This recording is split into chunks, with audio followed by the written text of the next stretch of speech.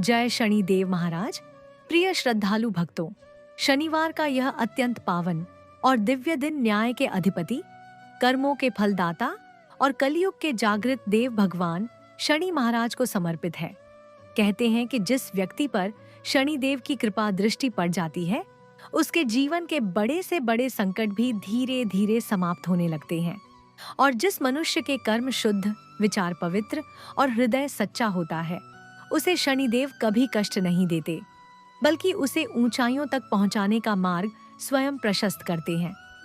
भक्तों, संसार में हर व्यक्ति सुख चाहता है, शांति चाहता है, सफलता चाहता है। लेकिन जब जीवन में बार बार बाधाएं आने लगती हैं, मेहनत के बाद भी फल नहीं मिलता, घर में अशांति बढ़ने लगती है, मन भय और चिंता से भर जाता है, तब व्यक्ति को समझ लेना चाहिए कि उसे अपने कर्मों को सुधारने और ईश्वर की शरण में आने की आवश्यकता है। और ऐसे समय में जो भक्त श्रद्धा से शनिवार के दिन शनिदेव का स्मरण करता है, उनकी कथा सुनता है और सच्चे मन से प्रार्थना करता है, उसके जीवन में धीरे धीरे परिवर्तन आने लगता है। शास्त्रों में कहा गया है कि शनिदेव केवल दंड देने वाले देव नहीं हैं, वे धर्म और न्याय के रक्षक हैं। वे मनुष्य को उसके कर्मों का बोध कराते हैं और उसे सत्य के मार्ग पर चलने की प्रेरणा देते हैं। उनकी कृपा से जीवन में धैर्य आता है, आत्मबल बढ़ता है और मनुष्य कठिन से कठिन परिस्थिति में भी टूटता नहीं है। दर्शक बंधुओं, आज की यह कथा केवल एक धार्मिक प्रसंग नहीं है, बल्कि यह जीवन को भीतर से बदल देने वाली दिव्य अनुभूति है। यह कथा आपको बताएगी कि कैसे शनिदेव अपने भक्तों के जीवन से भय, दुख, बाधाएं और नकारात्मकता को दूर कर उन्हें सम्मान, स्थिरता और सफलता का आशीर्वाद प्रदान करते हैं। हो सकता है आज की कथा का कोई एक प्रसंग, कोई एक शिक्षा या कोई एक शब्द आपके जीवन की दिशा बदल दे। इसलिए आज अपने मन को शांत कीजिए, अपने भीतर श्रद्धा का दीप जलाइए और पूरी भक्ति से प्रेम पूर्वक बोलिए, जय शनिदेव महाराज, जय कर्म फलदाता।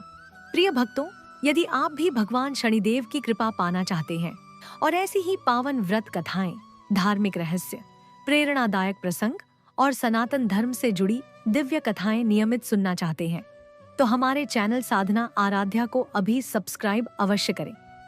इस कथा को अपने परिवार, मित्रों और प्रियजनों के साथ साझा करें, ताकि शनिदेव की कृपा का प्रकाश हर घर तक पहुंच सके। और भक्तों, एक बात सदैव याद रखिए, जब संसार साथ छोड़ देता है, तब भी सच्चे मन से किया गया शनिदेव का स्मरण मनुष्य को कभी अकेला नहीं छोड़ता। क्योंकि शनिदेव देर से ही सही, लेकिन अपने भक्तों को न्याय अवश्य देते हैं।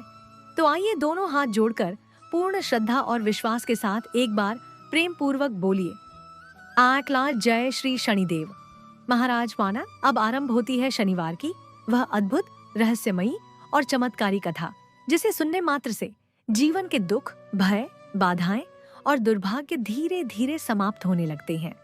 बहुत प्राचीन समय की बात है, जब धरती पर बड़े बड़े राजाओं का शासन हुआ करता था और हर राज्य अपनी मर्यादा, धर्म और वैभव के लिए प्रसिद्ध था। उस युग में लोगों के जीवन में सादगी थी, लेकिन उनके हृदय में ईश्वर के प्रति गहरी आस्था और कर्म के प्रति अटूट निष्ठा थी।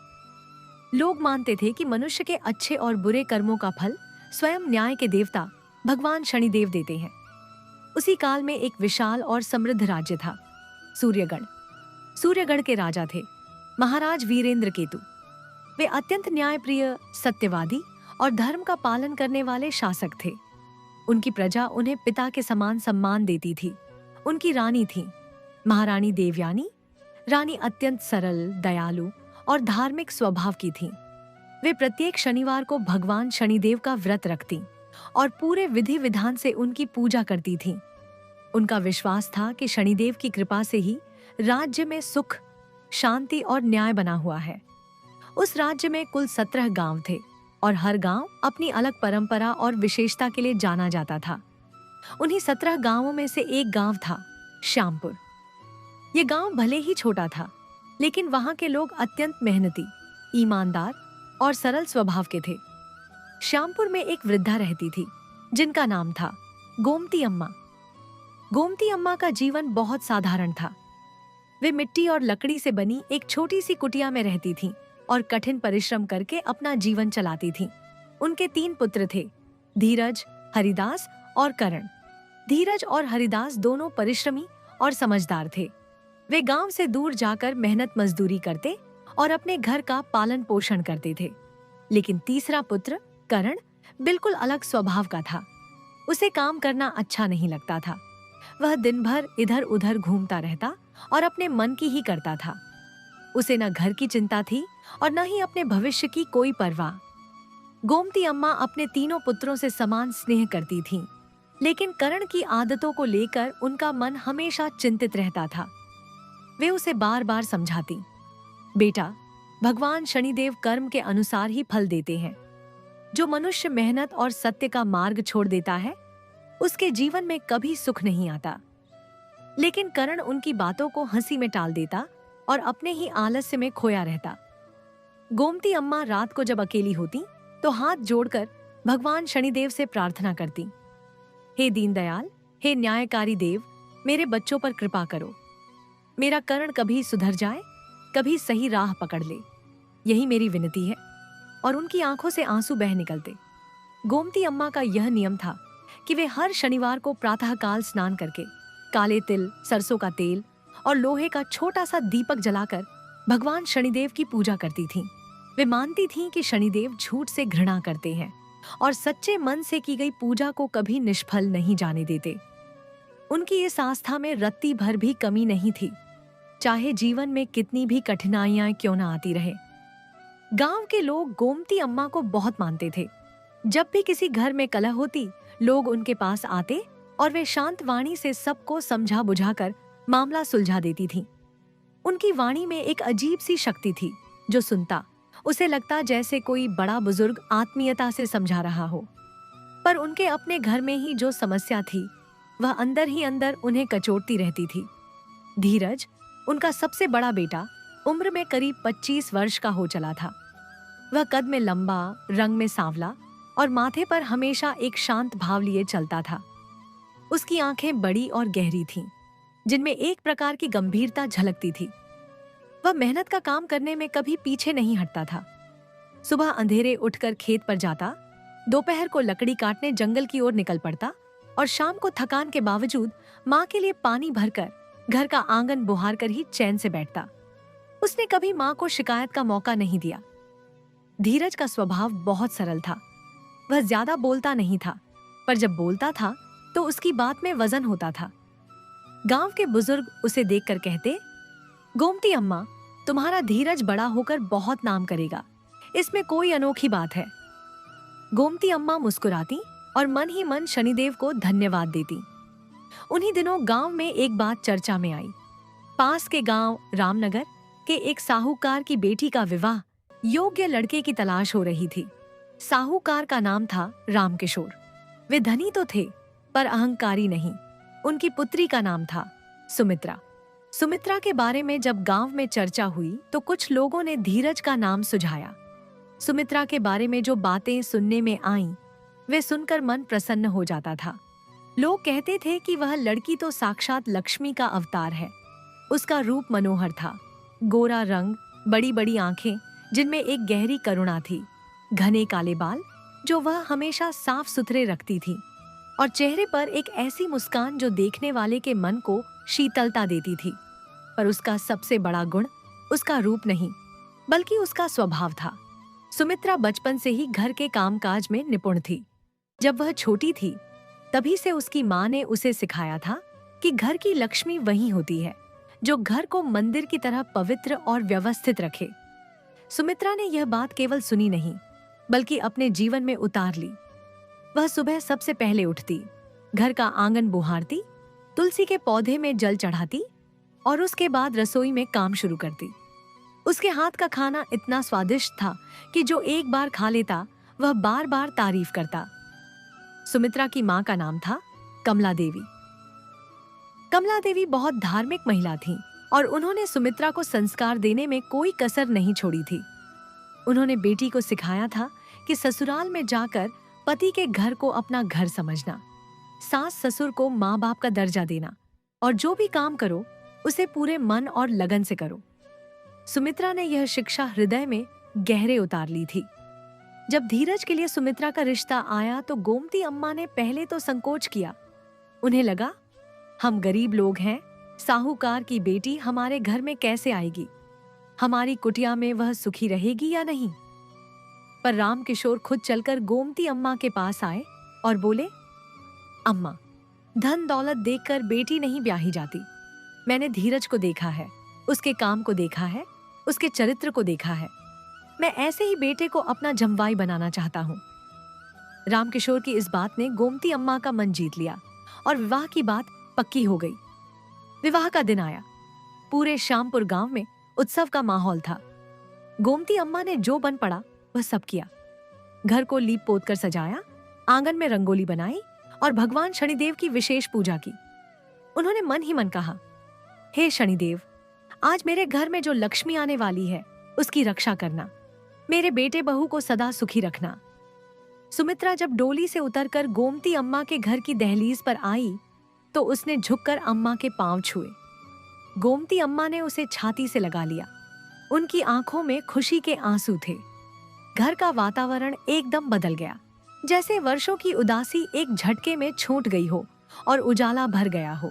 सुमित्रा ने ससुराल में कदम रखते ही पूरे घर की जिम्मेदारी अपने कंधों पर ले ली। पहले दिन से ही वह सुबह 4 बजे उठकर काम में जुट जाती।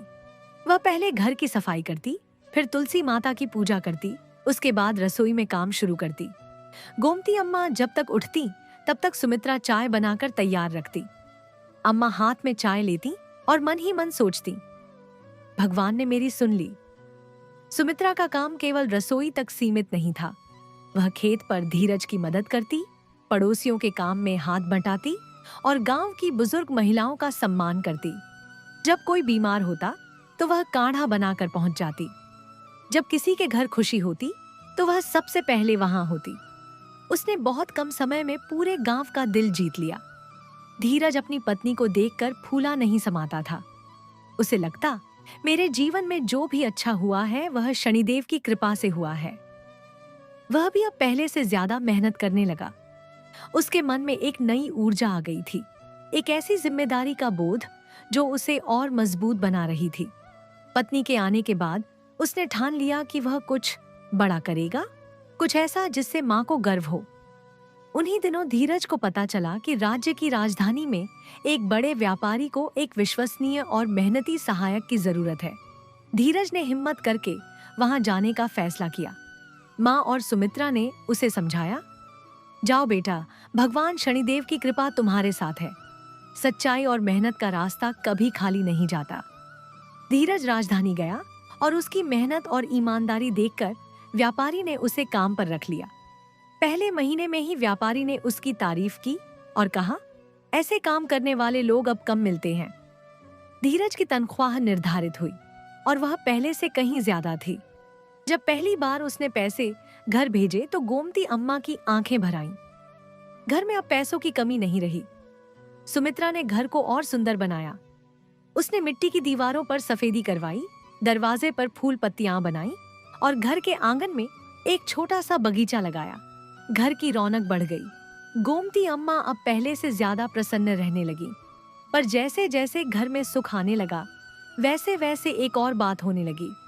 धीरज की तनख्वाह जब और बढ़ी, जब व्यापारी ने उसे अपना मुख्य सहायक बना दिया, तो घर में धन की ओर कोई कमी नहीं रही। अच्छे कपड़े आने लगे, अच्छा खाना बनने लगा, घर में नई चीजें आने लगी। और इसी के साथ साथ सुमित्रा के मन में एक सूक्ष्म परिवर्तन आने लगा, जो शुरू में बहुत छोटा था, लगभग अदृश्य, पर धीरे धीरे वह बड़ा होने लगा। सुमित्रा के मन में यह भाव आने लगा कि अब घर में पैसे आ रहे हैं तो उसकी बात भी मानी जानी चाहिए। वह अभी तक जो सरल और विनम्र थी, वह विनम्रता अब कभी कभी दिखावे की होने लगी। जब गोमती अम्मा कुछ कहती तो वह मान तो लेती, पर उसके चेहरे पर एक हल्की सी असंतुष्टि की छाया आ जाती। यह बदलाव इतना धीमा था कि गोमती अम्मा को पहले तो कुछ समझ नहीं आया, और इसी बदलाव को और हवा देने का काम किया उनकी पड़ोसन ने, जिसका नाम था शांति देवी। शांति देवी का घर सुमित्रा के घर से बिल्कुल सटा हुआ था। दोनों घरों के बीच केवल एक पतली सी दीवार थी। शांति देवी उम्र में सुमित्रा से बड़ी थी, पर उसका स्वभाव बहुत चालाक और षड्यंत्रकारी था।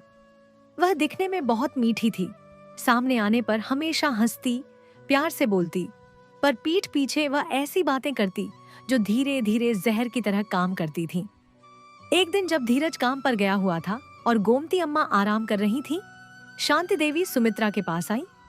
उसने पहले इधर उधर की बात की, फिर धीरे से बोली, बहू, एक बात कहूं, तुम बहुत भोली हो। तुम्हारे पति इतना कमाते हैं, पर घर में सारा पैसा कहाँ जाता है? सास के हाथ में, है ना? और तुम्हें मिलता क्या है? सुमित्रा ने पहले तो इस बात को अनसुना कर दिया, पर शांति देवी रोज रोज ऐसी ही बातें करने लगी। कभी कहती, देखो, जो पैसा तुम्हारे पति कमाते हैं वह तुम्हारा हक है, उसे दूसरों पर क्यों खर्च होने दो। कभी कहती, सास तुमसे काम तो खूब करवाती है, पर तुम्हारे लिए कभी कुछ खरीदा? देखो, अपनी जिंदगी के बारे में सोचो। ये बातें धीरे धीरे सुमित्रा के मन में घर करने लगी, जैसे किसी साफ पानी में एक एक बूंद कालिक डाली जाए। शुरू में पता भी नहीं चलता, पर धीरे धीरे पूरा पानी गंदा हो जाता है। सुमित्रा का स्वभाव बदलने लगा। वह अब गोमती अम्मा से बात करते समय थोड़ी रूखी होने लगी। पहले जहां वह खुद आगे बढ़कर अम्मा के पांव छूती थी, अब वह कभी कभी भूल जाती। पहले जहां वह अम्मा के लिए खाना परोसकर प्यार से खिलाती थी, अब वह थाली रख देती और चली जाती। गोमती अम्मा ने यह बदलाव देखा। उनका मन दुखी हुआ, पर उन्होंने सोचा, शायद बहू थकी हुई है, शायद कोई तकलीफ है, मैं उससे प्यार से बात करूंगी। उन्होंने एक दिन सुमित्रा को पास बुलाकर कहा, बेटी, क्या हुआ? तू पहले जैसी नहीं लगती। कोई बात है तो बता, मुझसे क्या छुपाना? सुमित्रा ने कहा, कुछ नहीं अम्मा, सब ठीक है। पर उसकी आंखों में एक दूरी थी जो शब्दों से छुपाई नहीं जा सकती थी। शांति देवी की बातें अब और तेज हो गई थीं। उसने एक दिन सुमित्रा से कहा, देखो, तुम्हारे पति की कमाई से घर में क्या क्या हो रहा है। हरिदास के लिए भी खर्चा हो रहा है, करण के लिए भी, पर तुम्हारे लिए, तुम्हारे बच्चे होंगे, उनके लिए क्या बचेगा? अपना हिस्सा अलग रखो।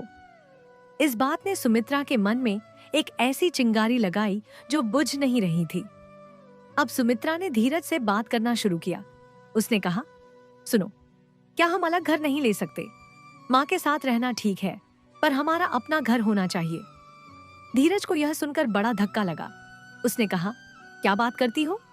माँ अकेली है, कर्ण कोई जिम्मेदारी नहीं लेता, हरिदास बाहर है, माँ को कौन देखेगा? सुमित्रा ने कहा, माँ की जिम्मेदारी हम उठाएंगे, पर हम अलग रहकर भी तो उनका ख्याल रख सकते हैं।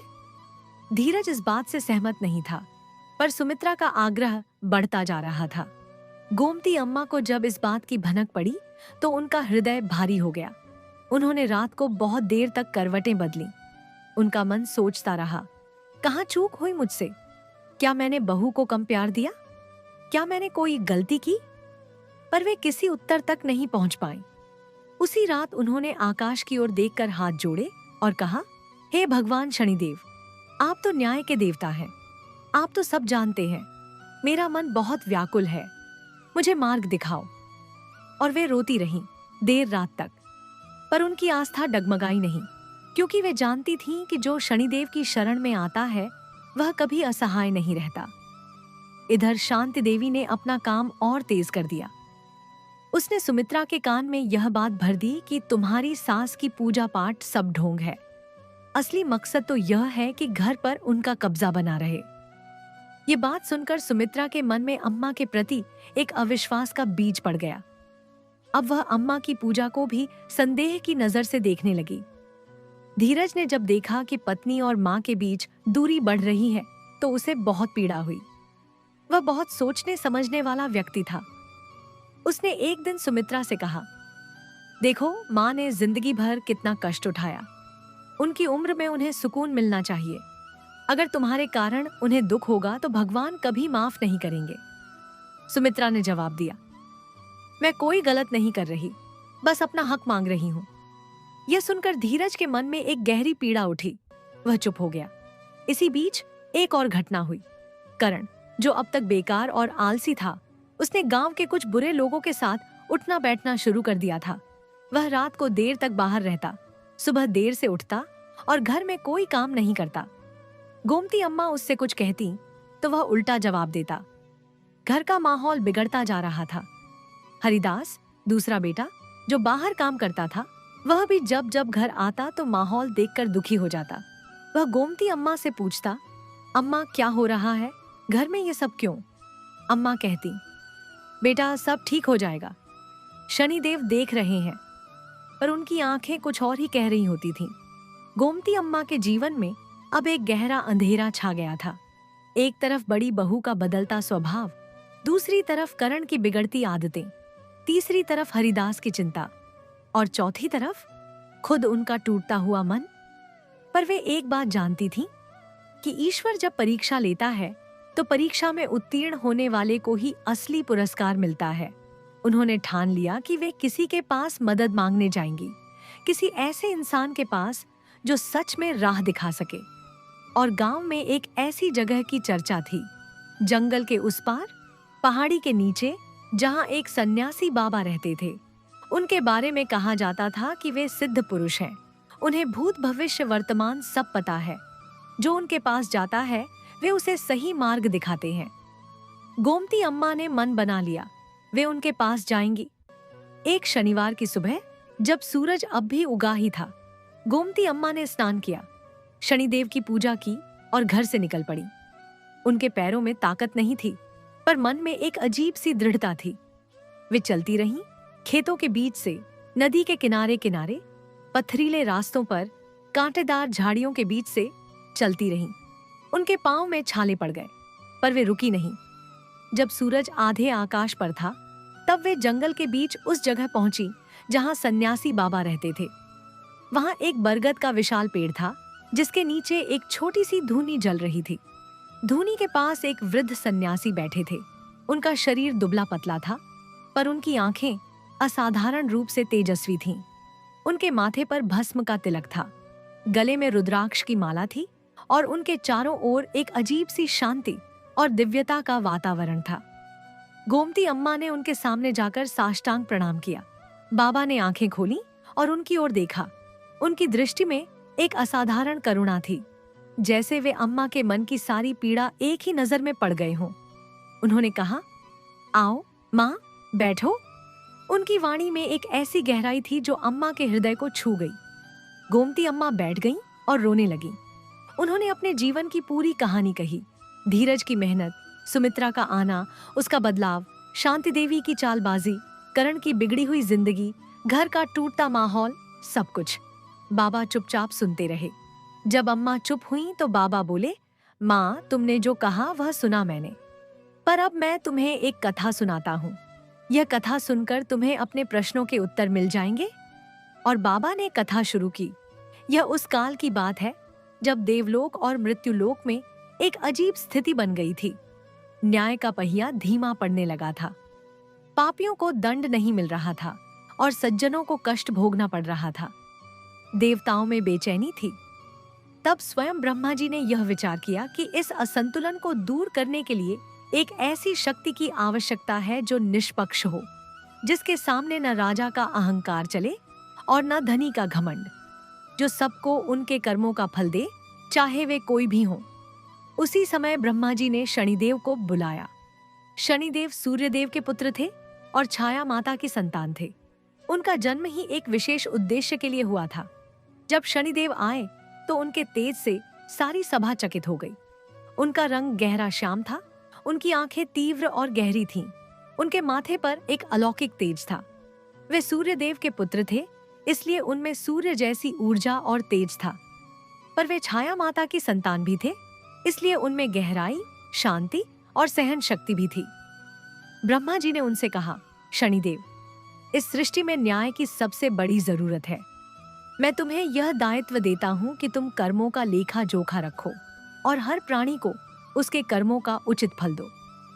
तुम्हारी दृष्टि में राजा और रंक, देव और दानव, ब्राह्मण और शूद्र सब समान होंगे। शनिदेव ने यह दायित्व स्वीकार किया और तभी से वे न्याय के देवता बन गए।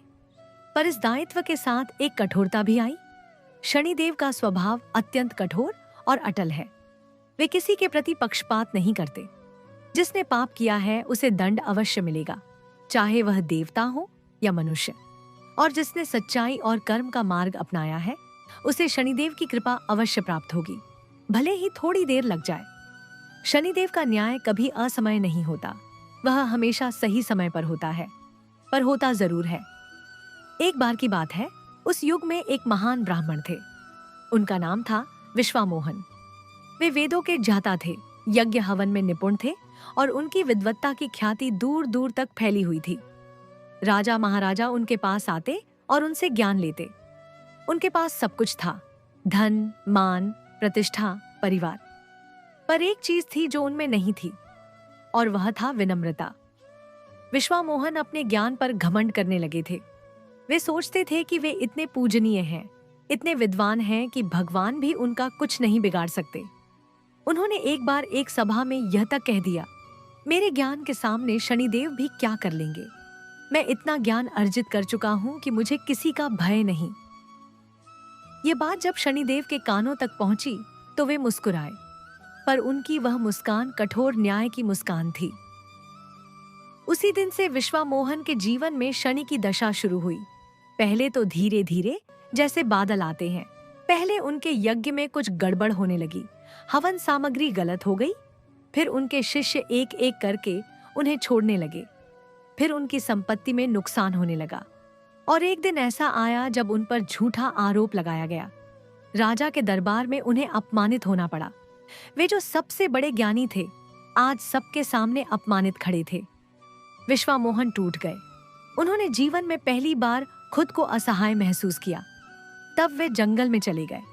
जंगल में वे बैठकर रोए और अंततः उनका अहंकार टूटा। उन्होंने हाथ जोड़कर शनिदेव की प्रार्थना की, हे देव, मुझे माफ करो। मैंने जो कहा वह मेरी मूर्खता थी। आपकी शक्ति के आगे मेरा ज्ञान कुछ भी नहीं। मैं आपकी शरण में आता हूँ।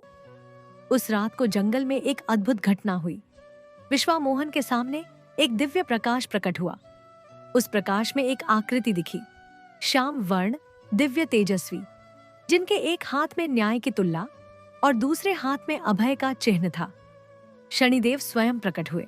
उन्होंने विश्वामोहन को देखा और कहा, उठो ब्राह्मण, जिस दिन तुमने अहंकार छोड़ा उसी दिन से तुम्हारी दशा बदलनी शुरू हो गई। अब तुम्हें जो खोया है वह वापस मिलेगा, पर इस बार विनम्रता के साथ। विश्वामोहन ने पूछा, हे देव, आप इतने कठोर क्यों हैं? आपने मुझे इतना कष्ट क्यों दिया? शनिदेव ने उत्तर दिया, जो सोना भट्टी में नहीं जलता वह खरा नहीं होता। जिस व्यक्ति में अहंकार है उसका ज्ञान अधूरा है। मैंने तुम्हें कष्ट नहीं दिया, तुम्हारे कर्मों ने तुम्हें यह परिस्थिति दी। मैंने तो केवल वही किया जो न्याय का नियम है। अब तुम समझ गए तो आगे बढ़ो। शनिदेव की यह बात विश्वामोहन के हृदय में गहरे उतर गई। उन्होंने जाना कि शनिदेव कठोर नहीं है, वे न्यायी हैं। वे किसी को दुख देने के लिए नहीं, बल्कि व्यक्ति को उसके कर्मों का बोध कराने के लिए कष्ट देते हैं। और जब व्यक्ति समझ जाता है तो वे उसे ऊपर उठाते भी हैं। सन्यासी बाबा ने यह कथा कहते कहते रुककर गोमती अम्मा की ओर देखा। अम्मा की आंखें भीगी हुई थीं। बाबा बोले, माँ, इस कथा का सार यह है कि शनिदेव का कोप और कृपा दोनों ही कर्म पर निर्भर हैं। तुम्हारी बहू पर इस समय एक ऐसे प्रभाव का साया है जो उसके विवेक को ढक रहा है, पर शनिदेव की शक्ति अटल है। सच्चाई और धर्म का मार्ग अंततः जीतता ही है। पर बाबा, अम्मा ने कहा, मैं क्या करूं? मेरे वश में क्या है? बाबा मुस्कुराए। उनकी आंखों में एक अद्भुत चमक आई। वे बोले, माँ, तुम्हारे वश में सबसे बड़ी चीज है तुम्हारी आस्था, तुम्हारा धर्म और तुम्हारी प्रार्थना। शनिदेव का व्रत करो पूरी श्रद्धा से। हर शनिवार को सरसों के तेल का दीपक जलाओ, काले तिल चढ़ाओ, पीपल के पेड़ की परिक्रमा करो और शनि चालीसा का पाठ करो। और सबसे जरूरी, अपने मन में किसी के प्रति द्वेष मत रखो। तुम्हारी बहू ने जो किया उसे भी क्षमा करो। क्षमा?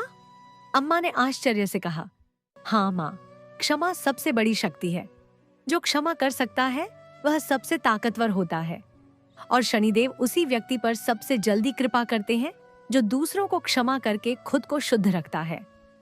बाबा ने आगे कहा, और एक बात, तुम्हारी बहू के हृदय में अभी भी अच्छाई है। वह पूरी तरह नहीं बदली, बस एक बुरे प्रभाव में आ गई है। जब शनिदेव का प्रकाश उस पर पड़ेगा तो वह अवश्य जागेगी। तुम बस अपना धर्म निभाओ। गोमती अम्मा ने बाबा के पांव छुए और घर की ओर चल पड़ी। उनके मन में एक नई शांति थी, एक ऐसी शांति जो आंधी में भी दीपक की तरह जलती रहती है। अब गोमती अम्मा ने अपना व्रत और अधिक दृढ़ता से शुरू किया। हर शनिवार को वे पहले से भी ज्यादा निष्ठा के साथ शनिदेव की पूजा करती। वे सुबह उठकर स्नान करती, फिर पीपल के पेड़ के पास जाती और वहां सरसों के तेल का दीपक जलाती, काले तिल और उड़द की दाल चढ़ाती, फिर हाथ जोड़कर मन ही मन कहती, हे शनिदेव, मेरे घर पर कृपा करो, मेरी बहू को सद्बुद्धि दो, मेरे करण को सही राह दिखाओ, और जो इस घर में शांति भंग करने आए उसे भी सद्बुद्धि दो, क्योंकि दुश्मन को भी दंड की नहीं बल्कि ज्ञान की जरूरत है। उनकी यह प्रार्थना बहुत असाधारण थी। वे शांति देवी के लिए भी बुराई नहीं मांगती थीं। वे केवल न्याय मांगती थीं, और न्याय का मतलब सबके लिए कल्याण। धीरे धीरे घटनाएं बदलने लगीं। एक दिन एक बहुत बड़ी बात हुई। शांति देवी ने सुमित्रा को एक झूठी बात कही। तुम्हारी सास ने तुम्हारे पति की कमाई का एक बड़ा हिस्सा छुपा कर रखा है और वह किसी और को देने की सोच रही है। यह बात बिल्कुल झूठी थी, पर सुमित्रा ने इस पर भरोसा कर लिया और उसी दिन धीरज से इस बारे में उलाहना दिया। धीरज भड़क गया। उसने कहा, ये बात किसने कही? ये झूठ है। सुमित्रा ने शांति देवी का नाम लिया। धीरज सीधे शांति देवी के पास गया और उसने पूछा, क्या यह सच है जो तुमने मेरी पत्नी को बताया? शांति देवी घबरा गई। उसने टालने की कोशिश की, पर धीरज ने सभी पड़ोसियों को बुला लिया और शांति देवी के झूठ को सबके सामने उजागर किया। उस दिन शांति देवी का पर्दाफाश हुआ। पूरे मोहल्ले ने देखा कि वह कितनी झूठी और षड्यंत्रकारी थी। सुमित्रा की आंखें खुल गईं। उसे पहली बार महसूस हुआ कि उसने जिस पर भरोसा किया था वह उसकी दुश्मन थी। सुमित्रा उस रात बहुत देर तक रोती रही। उसके मन में पश्चाताप की एक लहर उठी। उसे याद आया वह दिन जब वह पहली बार इस घर में आई थी और गोमती अम्मा ने उसे छाती से लगाया था। उसे याद आया वह प्यार, वह अपनापन जो अम्मा ने दिया था, और उसे याद आई अपनी माँ कमला देवी की वह शिक्षा, ससुराल में जाकर पति के घर को अपना घर समझना। आज वह कहाँ खो गई थी? सुमित्रा उठी और गोमती अम्मा के कमरे में गई। अम्मा जाग रही थीं, शायद प्रार्थना कर रही थीं। सुमित्रा ने अम्मा के पांव पकड़ लिए और फूट फूट कर रोने लगी। वह बोली, अम्मा मुझे माफ कर दो, मैं बहुत गलत थी, मैं नासमझ थी। आपने मुझे जो दिया उसकी कद्र नहीं की। गोमती अम्मा ने उसे उठाया और कहा, बेटी, माफी की कोई जरूरत नहीं, तुम मेरी बेटी हो। बेटियां माँ से माफी नहीं मांगती। और दोनों के बीच एक ऐसी मेल मिलाप हुई जो बहुत गहरी और सच्ची थी। इस घटना के बाद शांति देवी का घर के पास आना बंद हो गया। उसे अपने किए का शर्म आने लगी और धीरे धीरे उसने पड़ोस बदल लिया। यह शनिदेव का पहला न्याय था जो चुपचाप बिना किसी शोर के हुआ। अब घर का माहौल बदलने लगा। सुमित्रा फिर से वैसी हो गई जैसी वह पहले थी, मेहनती, प्यारी और विनम्र। पर इस बार उसकी विनम्रता में और गहराई थी, क्योंकि अब वह अनुभव से सीखी हुई थी। वह समझ चुकी थी कि चालाक लोगों की मीठी बातों पर भरोसा करने से पहले अपने दिल की आवाज सुनना जरूरी है। धीरज भी अब पहले से ज्यादा सजग हो गया। उसने काम में और मेहनत लगाई। व्यापारी उससे इतना प्रसन्न था कि उसने उसे अपने व्यापार में साझेदार बनाने की बात कही। यह एक बहुत बड़ा अवसर था। धीरज ने मां से आशीर्वाद लिया और उस साझेदारी को स्वीकार किया। व्यापार में धीरज की ईमानदारी और मेहनत की चर्चा राजधानी में फैल गई। राजमहल से भी एक बार उनके पास सामान की मांग आई। जब धीरज ने राजमहल की जरूरत पूरी की तो महाराज वीरेंद्र केतु ने स्वयं उसकी प्रशंसा की। महाराज ने कहा, इस नौजवान में कुछ खास बात है, इसे राज्य के व्यापार विभाग में एक उच्च पद दिया जाए। ये खबर जब गोमती अम्मा तक पहुंची तो उनकी आंखों से खुशी के आंसू बह निकले। उन्होंने तुरंत शनिदेव की पूजा की और कहा, हे देव, तुमने मेरी सुन ली, तुम्हारी कृपा अपरंपार है। पर कहानी यहाँ खत्म नहीं होती। रण का क्या हुआ? वह अभी भी अपनी पुरानी आदतों में डूबा था। पर शनिदेव का न्याय हर किसी तक पहुंचता है, बस समय अलग अलग होता है। करण एक दिन अपने बुरे साथियों के साथ किसी गांव में झूठ बोलकर कुछ पैसे हड़प लाया। उसे लगा कि वह बच गया, पर शनिदेव की दृष्टि हर जगह है। कुछ ही दिनों में उसके बुरे काम का पर्दाफाश हो गया। गांव के मुखिया ने उसे पकड़वाया। राज्य के सिपाही आए। करण को दंड मिलने वाला था। गोमती अम्मा को जब यह पता चला तो वे भागती हुई वहां पहुंची। उन्होंने करण को देखा। वह बंधा हुआ था, शर्मिंदा था, आंखें झुकी हुई थीं। अम्मा ने मुखिया से विनती की, उसे एक मौका दो, वह मेरा बेटा है, मैं जिम्मेदारी लेती हूं। मुखिया ने अम्मा की उम्र और उनकी प्रतिष्ठा का ध्यान रखते हुए करण को उनकी जिम्मेदारी पर छोड़ दिया। उस रात करण और अम्मा अकेले बैठे। अम्मा ने कुछ नहीं कहा, बस करण का हाथ थाम लिया। करण की आंखों से आंसू बहने लगे। उसने कहा, अम्मा मुझे माफ करो, मैं बहुत गलत था, मैंने आपकी बातें नहीं मानी। आज जो हुआ वह मेरे ही कर्मों का फल है। गोमती अम्मा ने कहा, बेटा शनिदेव ने आज तुझे जगाया है। यह दंड नहीं, यह चेतावनी है। अगर अब भी नहीं चेता तो आगे का कष्ट और भारी होगा। करण ने उस दिन से सच में बदलाव शुरू किया। उसने बुरे साथियों से नाता तोड़ा। उसने गांव में एक छोटी सी दुकान खोली और ईमानदारी से काम शुरू किया। शुरू में लोगों को उस पर भरोसा नहीं हुआ, पर करण ने हार नहीं मानी। धीरे धीरे उसकी ईमानदारी की चर्चा होने लगी और उसकी दुकान चलने लगी। इधर राज्य में एक नई घटना होने लगी। महाराज वीरेंद्र केतु के दरबार में कुछ स्वार्थी मंत्री आ गए थे जो राजा को गलत सलाह दे रहे थे। राजा भले थे, पर वे कभी कभी इन मंत्रियों की बातों में आ जाते थे। इससे राज्य में कुछ अन्याय होने लगे थे। गरीब किसानों पर ज्यादा कर लगाए जाने लगे थे। महारानी देवयानी को यह देखकर बहुत दुख हुआ। वे अपने पति को समझाने की कोशिश करती, पर राजा कहते, तुम इन बातों को नहीं समझोगी। महारानी अपने अंतर्मन में जानती थीं कि यह सब शनिदेव की परीक्षा है, क्योंकि जब राजा अन्याय का साथ देता है तो शनिदेव की दृष्टि राजमहल पर भी पड़ती है। एक दिन वही हुआ। राज्य में एक बड़ी आपदा आई।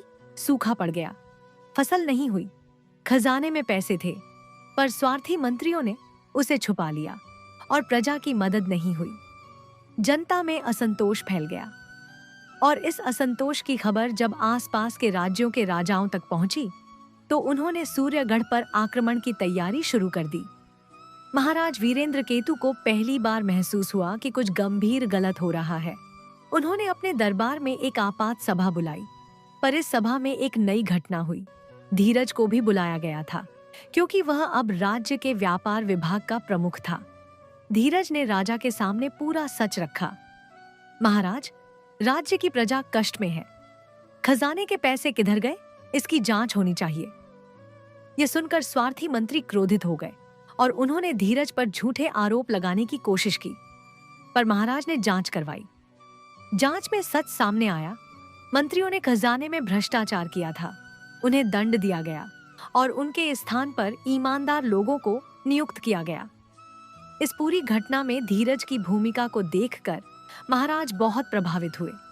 उन्होंने स्वयं गोमती अम्मा के घर का दौरा किया और कहा, माँ, तुमने ऐसा पुत्र पैदा किया जो राज्य के लिए वरदान है। गोमती अम्मा ने हाथ जोड़कर कहा, महाराज, यह शनिदेव की कृपा है, मैंने तो बस उनका व्रत रखा। महाराज ने उस दिन राज्य में एक नई घोषणा की। हर शनिवार को राज्य में शनिदेव की पूजा सार्वजनिक रूप से होगी और गरीबों को सरसों का तेल और काले तिल प्रसाद के रूप में वितरित किए जाएंगे। यह परंपरा सूर्यगढ़ में कई पीढ़ियों तक चलती रही।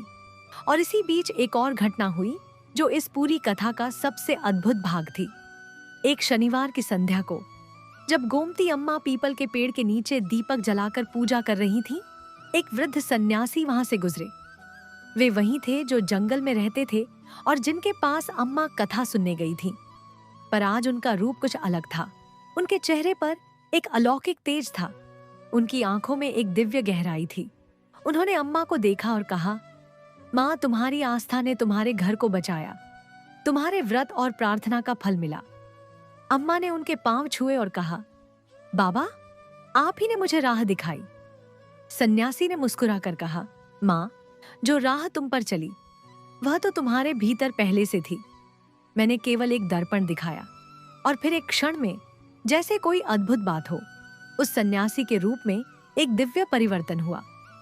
गोमती अम्मा ने देखा कि उस वृद्ध के स्थान पर एक दिव्य आभा प्रकट हुई, श्याम वर्ण, तेजस्वी, जिनके हाथ में न्याय की तुल्ला थी। वे शनिदेव थे, स्वयं प्रकट हुए थे। पर यह केवल एक क्षण के लिए था। अम्मा की आंखें चौंधिया गईं और जब उन्होंने फिर देखा तो सन्यासी फिर वैसे ही थे, शांत और सौम्य। अम्मा समझ गईं।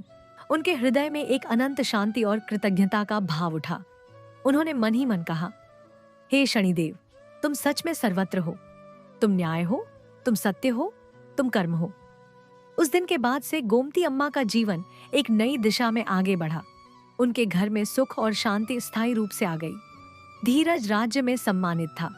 सुमित्रा घर की लक्ष्मी बन चुकी थी, पहले से भी ज्यादा समझदार और परिपक्व। करण ने अपना जीवन बदल लिया था। हरिदास भी एक सुखी जीवन जी रहा था। पर सबसे बड़ी बात यह थी कि गोमती अम्मा की वह छोटी सी कुटिया, जो कभी टूटी हुई थी, अब एक सुंदर घर बन चुकी थी। और उस घर के आंगन में जो पीपल का छोटा सा पौधा अम्मा ने लगाया था, वह अब एक बड़ा पेड़ बन गया था, जिसके नीचे हर शनिवार को दीपक जलता था और पूरे गांव के लोग इकट्ठे होकर शनिदेव की आराधना करते थे। शनिदेव की यह कथा हमें यह सिखाती है कि जीवन में जब भी कठिनाई आए, जब भी अंधेरा हो, जब भी लगे कि कोई नहीं है, तो याद करो कि शनिदेव हर जगह है। वे देख रहे हैं, वे जानते हैं, वे न्याय करते हैं, पर उनका न्याय हमारे कर्मों पर आधारित है। जो मेहनत करता है उसे फल मिलता है, जो सच बोलता है उसकी रक्षा होती है, जो दूसरों का भला करता है उसका भी भला होता है, और जो अहंकार में डूबता है, जो झूठ का सहारा लेता है, जो दूसरों को कष्ट देता है, उसे शनिदेव का कोप अवश्य भोगना पड़ता है। शनिवार के दिन जो भी इस कथा को सुनता है, शनिदेव का व्रत रखता है, सरसों का तेल दान करता है, काले तिल चढ़ाता है और पीपल की परिक्रमा करता है, उसके जीवन में शनिदेव की कृपा अवश्य होती है।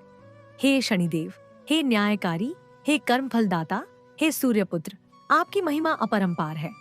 जो आपकी शरण में आता है वह कभी निराश नहीं होता। आप सबका कल्याण करें, सबको सद्बुद्धि दें और इस कथा को सुनने वाले हर भक्त पर आपकी कृपा सदा बनी रहे। जय शनिदेव, जय शनिदेव, जय शनिदेव। दूसरा कथा जो आपके जीवन को बदल देगा। बहुत प्राचीन काल की बात है, जब आकाश में देवता विचरते थे, जब धरती पर धर्म का राज था और जब हर मनुष्य यह जानता था कि उसके कर्मों का हिसाब कहीं न कहीं लिखा जा रहा है। उस युग में एक ऐसी घटना घटी जो आज भी लोगों के मन में गूंजती है, जो आज भी रात के अंधेरे में दीपक की तरह जलती है और कहती है कि सच्चाई का मार्ग कभी व्यर्थ नहीं जाता। यह कथा है एक साधारण स्त्री की, जिसका नाम था कमला। एक ऐसी स्त्री जिसके पास न धन था, न बड़ा घर, न कोई बड़ा पद, पर जिसके हृदय में एक ऐसी आस्था थी जो पहाड़ों को भी हिला सकती थी।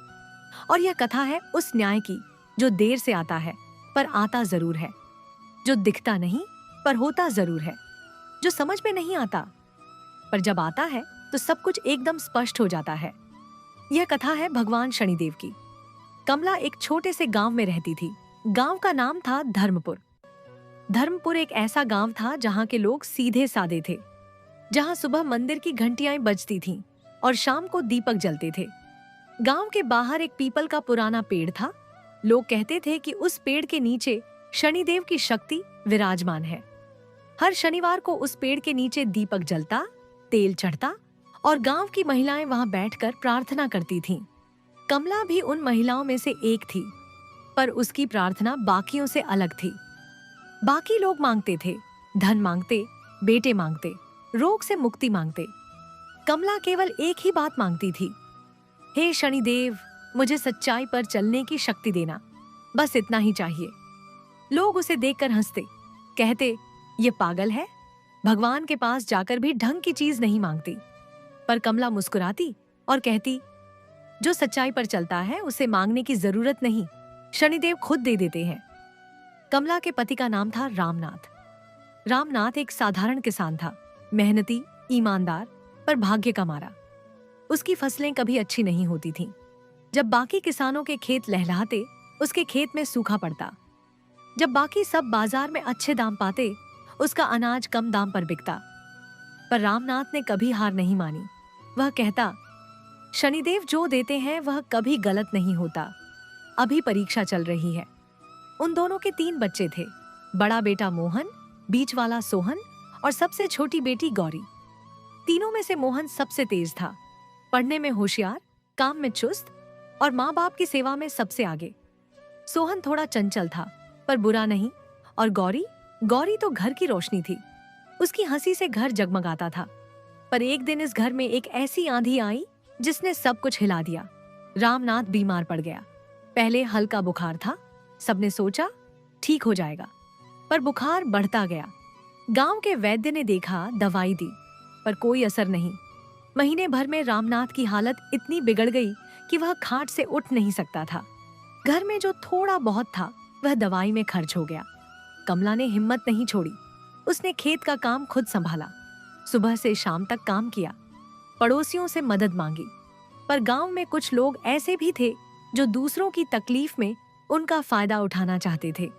गांव में एक साहूकार था जिसका नाम था धनपत राय। धनपत राय के पास बहुत धन था, पर मन में दया का एक अंश भी नहीं था।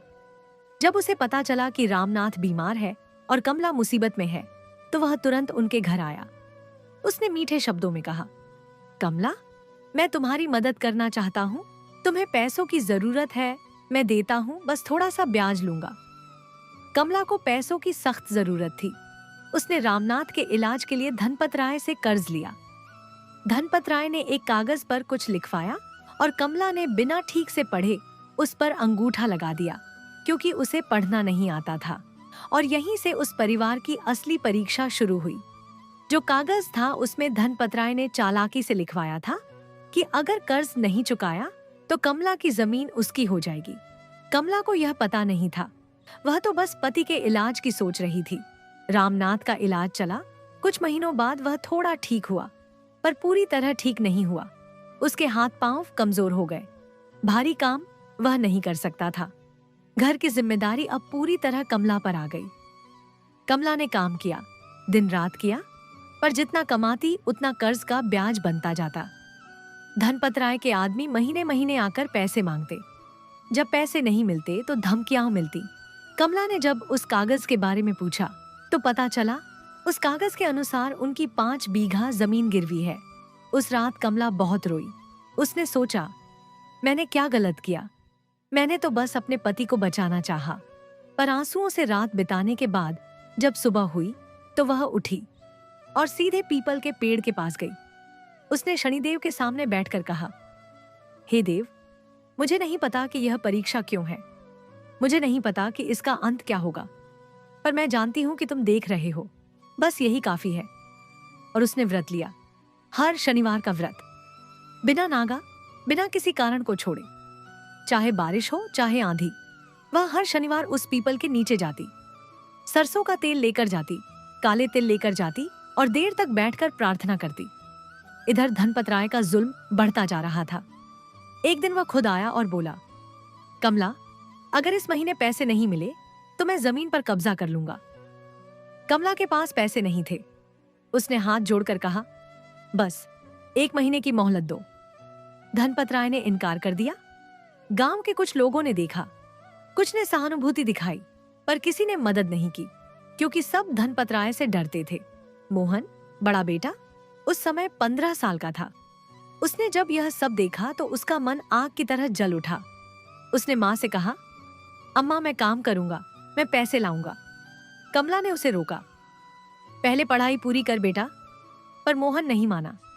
वह पास के शहर में गया, एक हाट में बर्तन मांजने का काम किया, एक दुकान में सामान उठाने का काम किया, हर पैसा बचाकर घर भेजता। सोहन, बीच वाला, उसने भी गांव में लकड़ी काटने का काम शुरू किया। गौरी छोटी थी, पर वह भी घर में माँ की मदद करती, पानी भरती, खाना बनाती। इस परिवार की मेहनत और एकता को देखकर कुछ पड़ोसी पसीज गए। उन्होंने थोड़ी थोड़ी मदद करना शुरू किया, पर धनपत राय की नजर अभी भी उस जमीन पर थी। एक दिन एक बहुत बड़ी घटना घटी। गांव में एक नया पटवारी आया। उसका नाम था केशवलाल। केशवलाल ईमानदार था और अपने काम में बहुत कुशल।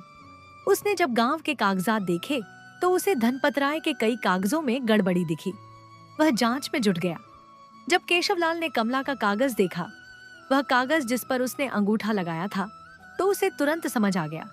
उसने कहा, यह कागज गलत है। इसमें जो लिखा है वह उस समय कमला को नहीं बताया गया था। ये धोखा है। केशवलाल ने धनपतराय को नोटिस भेजा। धनपतराय घबरा गया। उसने पहले पैसे देने की कोशिश की कि मामला दबा दो, पर केशवलाल ने मना कर दिया। मामला ऊपर पहुंचा और फिर शुरू हुई एक लंबी लड़ाई। धनपतराय के पास पैसे थे, वकील थे, रसूख था। उसने हर तरफ से दबाव बनाया।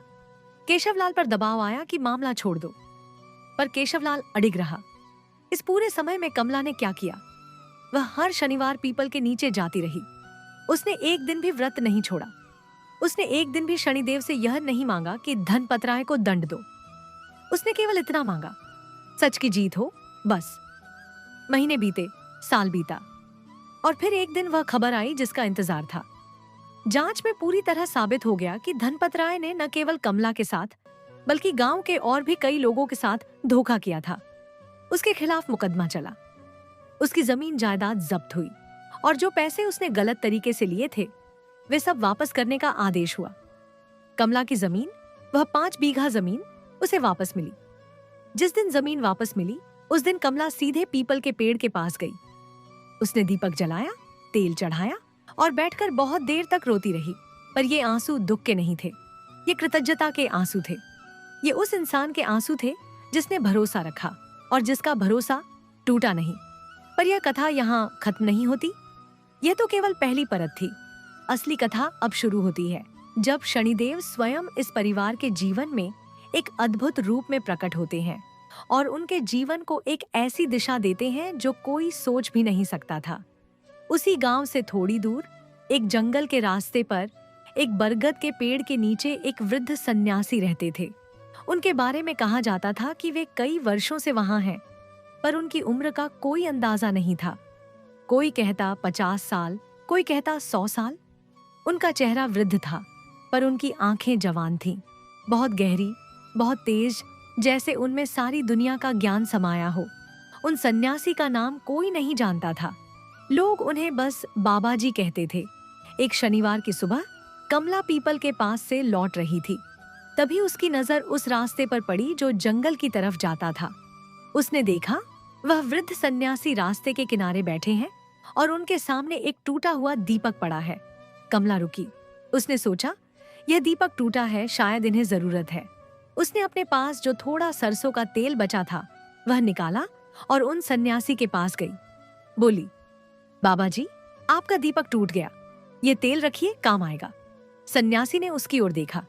उनकी नजर में कुछ था, कोई पहचान, कोई गहराई जो कमला की समझ से परे थी। सन्यासी ने कहा, बैठो बेटी। कमला बैठ गई। सन्यासी ने कहा, तुम्हारे जीवन में बहुत कष्ट है, पर तुम डरती नहीं, क्यों? कमला ने सरल भाव से कहा, बाबा जी, जब शनिदेव का साथ हो तो डर किस बात का? सन्यासी मुस्कुराए। उनकी उस मुस्कान में कुछ ऐसा था जो कमला के मन को एकदम शांत कर गया, जैसे किसी ने मन पर ठंडा जल डाल दिया हो। फिर सन्यासी बोले, बेटी, मैं तुम्हें एक कथा सुनाता हूँ। यह कथा सुनने के बाद तुम्हारे सभी प्रश्नों के उत्तर मिल जाएंगे। और वे बोलने लगे, बहुत प्राचीन काल की बात है। उस समय देवलोक में एक बड़ी सभा बुलाई गई थी। ब्रह्मा जी, विष्णु जी, महादेव तीनों वहां थे। इंद्रदेव, वरुण देव, यमदेव सब उपस्थित थे। विषय था मृत्युलोक में न्याय का संतुलन। उस समय धरती पर एक अजीब स्थिति थी। जो पाप करते थे वे सुखी थे, जो धर्म पर चलते थे वे कष्ट में थे, जो झूठ बोलते थे उनका मान था, जो सच बोलते थे उनका अपमान होता था। इस विपरीत स्थिति को देखकर देवता चिंतित थे। ब्रह्मा जी ने कहा, इस असंतुलन को ठीक करने के लिए एक ऐसी शक्ति की जरूरत है जो पूरी तरह निष्पक्ष हो, जो राजा को भी न छोड़े और भिखारी को भी न छोड़े, जो सुंदर के आगे झुके और न कुरूप को दंड दे बल्कि केवल कर्म देखे। उस सभा में एक दिव्य आकृति प्रकट हुई। श्याम वर्ण, गहरी आंखें, माथे पर भस्म का तिलक, हाथ में न्याय की तुला। यह शनिदेव थे। शनिदेव ने ब्रह्मा जी को प्रणाम किया और कहा, पितामह, मैं यह दायित्व लेने के लिए तैयार हूं, पर मेरी एक शर्त है। ब्रह्मा जी ने कहा, क्या शर्त है? शनिदेव बोले, मेरा न्याय पूर्णतः निष्पक्ष होगा। मैं किसी के कहने पर नहीं, किसी के रोने पर नहीं, किसी के क्रोध पर नहीं, केवल कर्म पर न्याय करूंगा। अगर मेरे न्याय में किसी देवता को भी कष्ट हो तो मैं नहीं रुकूंगा। ब्रह्मा जी ने कहा, यही तो चाहिए हमें, स्वीकार है। और उसी दिन से शनिदेव न्याय के देवता बन गए। पर यह काम कितना कठिन था, इसका अंदाजा तब लगा जब पहला बड़ा मामला सामने आया। उस समय सूर्यदेव के दरबार में एक विद्वान था, महापंडित सुदर्शन। वे वेदों के जाता थे, यज्ञों में निपुण थे और उनकी विद्वत्ता की प्रशंसा स्वयं देवलोक में होती थी। पर उनके भीतर एक विकार था, अहंकार। सुदर्शन को लगता था कि वे इतने बड़े विद्वान हैं कि कोई भी उनका कुछ नहीं बिगाड़ सकता। यहाँ तक कि एक दिन उन्होंने एक सभा में कह दिया, मैंने इतना ज्ञान अर्जित किया है कि मुझे शनिदेव का भी भय नहीं। ये बात शनिदेव तक पहुंची। शनिदेव ने कुछ नहीं कहा, वे मुस्कुराए, पर उनकी वह मुस्कान सामान्य नहीं थी। उस मुस्कान का अर्थ था कि न्याय का पहिया घूम रहा है। उसी दिन से सुदर्शन के जीवन में उथल पुथल शुरू हुई। पहले उनका एक बड़ा यज्ञ असफल हो गया, एक मंत्र में गलती हो गई जो कभी नहीं होती थी। फिर उनके शिष्य एक एक करके उन्हें छोड़ने लगे। फिर उनका सम्मान कम होने लगा और एक दिन, जो दिन सबसे बड़ा था, उन पर एक झूठा आरोप लगाया गया कि उन्होंने राजकोष से धन चुराया है। सुदर्शन दंग रह गए। उन्होंने कभी सोचा भी नहीं था कि उन जैसे विद्वान पर कोई ऐसा आरोप लगा सकता है। वे राज दरबार में खड़े थे और सारी दुनिया उन्हें संदेह की नजर से देख रही थी। उस रात सुदर्शन बहुत रोए। उन्होंने पहली बार खुद को असहाय महसूस किया और उसी असहायता में उनका अहंकार टूटा। वे जंगल में चले गए। एक नदी के किनारे बैठकर उन्होंने शनिदेव का ध्यान किया। उन्होंने हाथ जोड़कर कहा, हे देव, मुझे क्षमा करो। मेरी जुबान से जो निकला वह मेरी मूर्खता थी। आपकी शक्ति के सामने मेरा ज्ञान एक तिनके के बराबर है। उसी रात जंगल में एक दिव्य प्रकाश प्रकट हुआ। शनिदेव सामने आए। उनके एक हाथ में न्याय की तुल्ला थी, पर दूसरे हाथ में आशीर्वाद का चिन्ह था। उन्होंने कहा, सुदर्शन, उठो, तुम्हारी अग्नि परीक्षा हुई। जो सोना भट्टी में जलकर खरा होता है, वही असली सोना है। तुम्हारे भीतर ज्ञान था, पर अहंकार ने उसे ढक दिया था। आज वह ढक्कन उतरा है। सुदर्शन ने कहा, प्रभु, आपने मुझे इतना कष्ट क्यों दिया? शनिदेव बोले, मैंने नहीं दिया, तुम्हारे कर्मों ने दिया। मैं तो केवल निमित्त था। जब तुम अहंकार में थे, तब भी मैं वही था जो आज हूं। मेरा न्याय नहीं बदला, तुम बदले। फिर शनिदेव ने एक बात कही जो उस पूरी सृष्टि में गूंज गई। सुनो सुदर्शन, और तुम नहीं। यह बात उन सब के लिए है जो मुझे समझना चाहते हैं। मैं कठोर नहीं हूं, मैं न्यायी हूं, मैं दुश्मन नहीं हूं, मैं परीक्षक हूं। मैं दर्द देने नहीं आता, मैं उस दर्द को लेकर आता हूं जो तुमने खुद बोया है। जो मेहनत करता है, मैं उसका साथी हूं। जो सच बोलता है, मैं उसकी ढाल हूं। जो दूसरों का हक मारता है, मैं उसका लेखा जोखा रखता हूं। और जब वह लेखा पूरा होता है तो मेरा न्याय होता है, देर से पर अटल। सन्यासी ने कथा रोकी। उन्होंने कमला की ओर देखा। कमला की आंखें भीगी हुई थीं। उसने कहा, बाबा जी, ये कथा तो मेरी अपनी कहानी जैसी लग रही है। सन्यासी ने कहा, हर सच्चे भक्त की कहानी एक जैसी होती है बेटी। परीक्षा अलग अलग होती है, पर रास्ता एक ही होता है। फिर सन्यासी बोले, आगे सुनो। सुदर्शन की जमीन जब साफ हुई, जब वे शुद्ध हुए, तो शनिदेव ने उन्हें एक ज्ञान दिया। उन्होंने कहा, जाओ, जो तुमने खोया है वह सब वापस मिलेगा, पर इस बार उसे अहंकार से नहीं, सेवा से रखना। सुदर्शन लौटे। उन्होंने अपना ज्ञान इस बार लोगों को मुफ्त देना शुरू किया। जो गरीब था, जो वंचित था, उनके दरवाजे पर जाकर शिक्षा दी। और शनिदेव की कृपा से धीरे धीरे उनका सम्मान वापस आया। पर इस बार का सम्मान उनके ज्ञान का था, उनके अहंकार का नहीं। और वह झूठा आरोप, वह भी टूटा। जिन्होंने लगाया था, उनकी सच्चाई सामने आई। शनिदेव का न्याय देर से आया, पर आया जरूर। सन्यासी फिर रुके। उन्होंने कमला से कहा, बेटी, तुम्हारे जीवन में जो हुआ वह भी इसी न्याय का हिस्सा था। धनपत राय ने जो किया उसका हिसाब हुआ। तुम्हारी मेहनत और आस्था का फल मिला। पर अभी एक और अध्याय बाकी है। कमला ने पूछा, क्या? सन्यासी ने कहा, तुम्हारा बेटा मोहन, वह कुछ करने वाला है, कुछ बहुत बड़ा, पर उसे एक परीक्षा से गुजरना होगा और उस परीक्षा में तुम्हारी आस्था ही उसकी रक्षा करेगी। कमला का दिल धड़कने लगा। बाबा जी, क्या होगा? सन्यासी ने कहा, जो होना है वह होगा। तुम बस अपना व्रत मत छोड़ना और एक काम करना, हर शनिवार को गांव के किसी जरूरतमंद को सरसों का तेल और काला कपड़ा दान करना। ये शनिदेव की सेवा है। कमला ने वचन दिया और उसने वह वचन निभाया। मोहन की परीक्षा जल्द आई। शहर में जब उसने काम करना शुरू किया था, तब उसे एक बड़े व्यापारी ने अपने यहाँ नौकरी दी। व्यापारी का नाम था कृपाराम। कृपाराम बड़ा व्यापारी था, पर उसके आसपास कुछ ऐसे लोग थे जो उसके धन को हड़पना चाहते थे। उन लोगों ने एक दिन एक चाल चली। कृपाराम के गोदाम से बड़ी मात्रा में माल गायब हो गया और आरोप लगा दिया गया मोहन पर। मोहन हक्का बक्का रह गया। उसने कभी एक पैसा भी गलत नहीं लिया था, पर सबूत उसके खिलाफ थे, क्योंकि वे सबूत बनाए गए थे। कृपाराम ने गुस्से में मोहन को नौकरी से निकाल दिया। मोहन के पास न पैसे थे, न कोई जान पहचान। वह सड़क पर आ गया। उस रात मोहन ने माँ को चिट्ठी लिखी। जब कमला ने वह चिट्ठी पढ़ी, पड़ोसन ने पढ़कर सुनाई, तो उसका दिल डूब गया, पर वह टूटी नहीं। वह पीपल के पेड़ के पास गई। उसने दीपक जलाया और रोते हुए कहा, हे शनिदेव, मेरा बेटा निर्दोष है। तुम जानते हो, बस तुम ही उसकी रक्षा करो। और शनिदेव ने सुना।